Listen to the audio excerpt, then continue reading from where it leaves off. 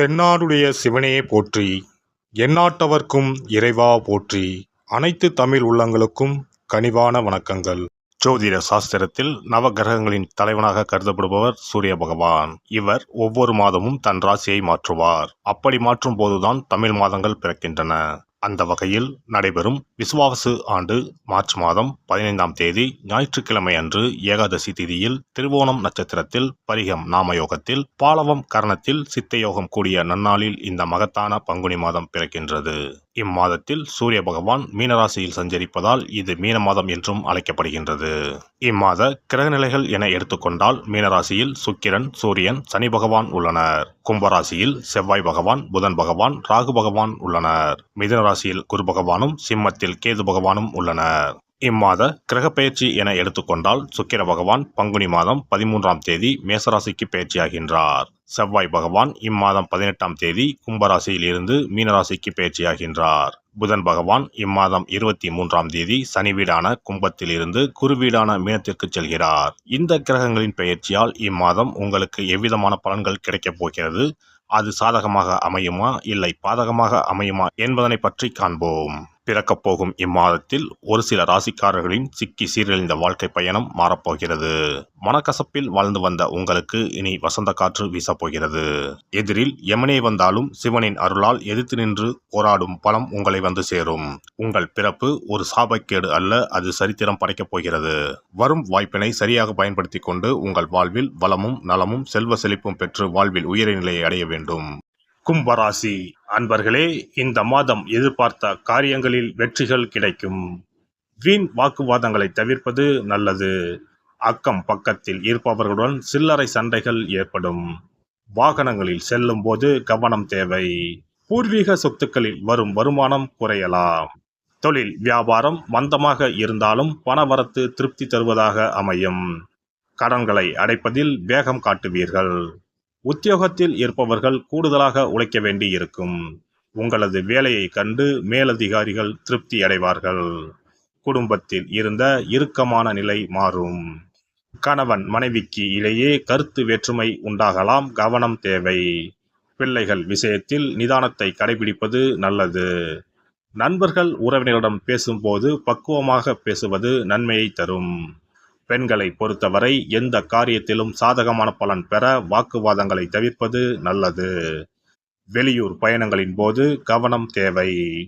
கலைத்துறையினருக்கு இருந்த பிரச்சனைகள் குறையும். பேசி எடுக்கும் முடிவுகள் நன்மையை தரும். அடுத்தவர்களுக்காக எந்த பொறுப்பையும் ஏற்காமல் இருப்பது நல்லது. அரசியல் துறையினரை பொறுத்தவரை வழக்கத்தை விட கூடுதலாக உழைக்க வேண்டியிருக்கும். பொருள் வரத்து கூடும். வெளியூர் பயணம் செல்ல நேரலாம். வெற்றி பெற தடைகளை தாண்டி உழைக்க வேண்டி இருக்கும். பெரியோரின் ஆலோசனைப்படி செயல்படுவது நல்லது. மாணவர்களுக்கு கல்வியில் வெற்றி பெற கூடுதலாக உழைக்க வேண்டியிருக்கும். உங்களது நடவடிக்கைகள் பெற்றோருக்கு திருப்தியை தரும். நட்சத்திர பலன்கள் அவிட்டம் 3, 4ஆம் பாதங்கள். இந்த மாதம் குடும்பத்தில் சுகமும் நிம்மதியும் இருக்கும். குடும்பத்திற்கு அதிகப்படியான வருமானமும் கிடைக்கும். கணவன் மனைவிக்கு இடையே சகஜ நிலை காணப்படும். குழந்தைகள் திறமையை கண்டு அவர்களை பாராட்டுவீர்கள். உறவினர் வருகை இருக்கும். யாரிடம் பேசும்போதும் நிதானமாக பேசுவது நன்மையை தரும். சதயம் நட்சத்திரம் இந்த மாதம் எதிலும் மிகவும் கவனமாக ஈடுபடுவது நன்மையை தரும். திட்டமிட்டு செயல்படுவது வெற்றிக்கு உதவும்.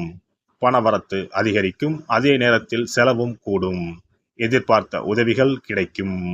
துணிச்சல் உண்டாகும், அதனால் எதை பற்றியும் முன்பின் யோசிக்காமல் செயல்களில் இறங்கிவிடுவீர்கள். தேவையற்ற இடமாற்றம் உண்டாகலாம். பூரட்டாதி 1, 2, 3ஆம் பாதங்கள். இந்த மாதம் தொழில் வியாபாரத்தில் ஈடுபட்டு இருப்பவர்களுக்கு கீழ்நிலையில் உள்ளவர்களால் லாபம் கிடைக்கப் பெறுவீர்கள். சரக்குகளை பாதுகாப்பாக வைத்துக் கொள்வது நல்லது. உத்தியோகத்தில் இருப்பவர்கள் எந்த ஒரு வேலையையும் செய்து முடிப்பதில் வேகம் காட்டுவார்கள். சக ஊழியர்கள் மூலம் உதவிகள் கிடைக்கும். சனிக்கிழமையில் முன்னோர்களுக்கு தீபம் ஏற்றி வணங்க உடல் ஆரோக்கியம் பெறும், கடன் பிரச்சனைகள் தீரும். சிறப்பு தொகுப்பு. கண் திருஷ்டிகள் அகன்று தடைப்பட்டு கொண்டிருக்கும் காரியங்கள் நிறைவேற செய்ய வேண்டிய பரிகாரம் என்ன என்பதனை பற்றி காண்போம். வாழ்க்கையில் நல்ல நிலையில் இருந்தவர்கள் கூட திடீரென்று பொருளாதாரம் இழந்து மன கஷ்டங்களுடன் வாழும் நிலை ஏற்படும்.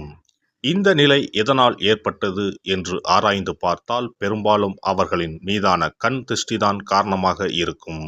கல்லடி பட்டாலும் கண்ணடி படக்கூடாது என்று சொல்வார்கள் அல்லவா, அது உண்மைதான். இது போன்ற பிறரின் பொறாமை கொண்ட கண் திருஷ்டியினால் பலரின் வாழ்க்கை சிரமத்திற்கு ஆளாக நேரிடும். இது போன்ற கண் திருஷ்டிகளிலிருந்து எப்படி தப்பிப்பது? இருக்கவே இருக்கிறது எளிதாக கிடைக்கும் ஊமத்தஞ்செடி. தெய்வ சக்தி நிறைந்த செடியாக கருதப்படும் ஊமத்தஞ்செடியின் காய், பூ, இலைகள் என அனைத்தும் தீய சக்திகள் விரட்ட பரிகாரத்துக்கு பயன்படுகிறது. பொதுவாக ஊமத்தம் காய்க்கு கெடுதலை அகற்றக்கூடிய சக்தி உண்டு. நம் வீட்டில் உள்ள எதிர்மறை சக்தியை அகற்றுவதற்கு ஊமத்தங்காய் தீபம் சிறந்த பரிகாரமாகிறது. தெய்வீக மகத்துவம் நிறைந்த ஊமத்தங்காய் மற்றும் பூவையும் எடுத்துக்கொள்ளுங்கள். வீட்டுக்கு அருகில் இல்லை என்றால் நாட்டு மருந்து கடைகளில் கிடைக்கும்.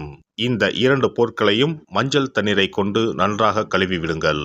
சிறிது நேரம் அவற்றிலுள்ள ஈரம் போக ஆறவிட்டு பிறகு அவற்றை ஒரு மஞ்சள் துணியில் குலதெய்வத்தை வேண்டி ₹1 நாணயத்தோடு சேர்த்து முடிந்து வீட்டின் நிலைப்படியில் கட்டி தொங்க விடுங்கள்.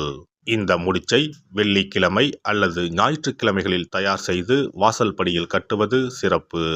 தினமும் வீட்டில் தீபம் ஏற்றி காண்பிக்கும் போது இந்த முடிச்சுக்கும் காண்பிக்கவும்.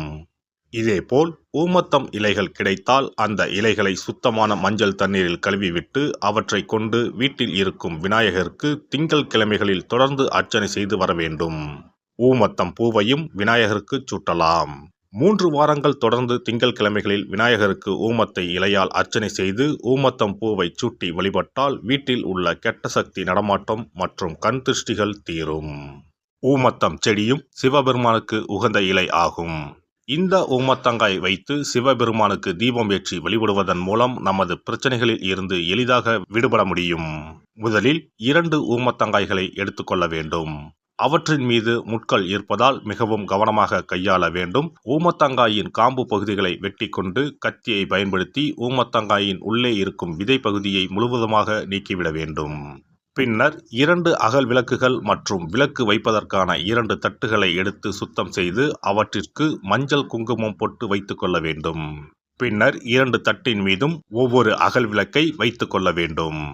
அதன் பிறகு எப்போதும் பூஜை செய்வதற்கு வைப்பது போன்ற வெத்தலைப்பாக்கு, பழம் போன்றவற்றை வைத்துவிட்டு 2 விளக்குகளையும் ஏற்றி சிவபெருமானை மனதார வேண்டிக் கொள்ள வேண்டும். எனக்கு இருக்கும் பிரச்சனைகள் அனைத்தும் தீர்ந்து இன்பமான வாழ்க்கை கிடைக்க வேண்டும் என வேண்டிக் கொள்ள வேண்டும். இந்த பூஜையை வெள்ளிக்கிழமை அன்று தொடங்கினால் தொடர்ந்து 9 வெள்ளிக்கிழமைகள் செய்ய வேண்டும். ஊமத்தங்காயின் மீது எவ்வாறு முட்கள் இருக்கிறதோ அதுபோல நமது வாழ்க்கையில் இருக்கும் முட்கள் போன்ற பிரச்சனைகளை அவை தீர்த்து வைக்கின்றன. இந்த பூஜையை நாம் தொடர்ந்து செய்து வருவதால் நம் மீது இருக்கும் கண் திருஷ்டிகள் அகன்றுவிடும். தீராத துயரங்கள் தீர்ந்துவிடும். பணம், நகை நம்மிடம் பெருகி வரும். சிலருக்கு கையில் சுத்தமாக பணம் இருக்காது. வறுமை தாண்டவமாடும். கடன் தொல்லையால் கஷ்டப்படுவார்கள்.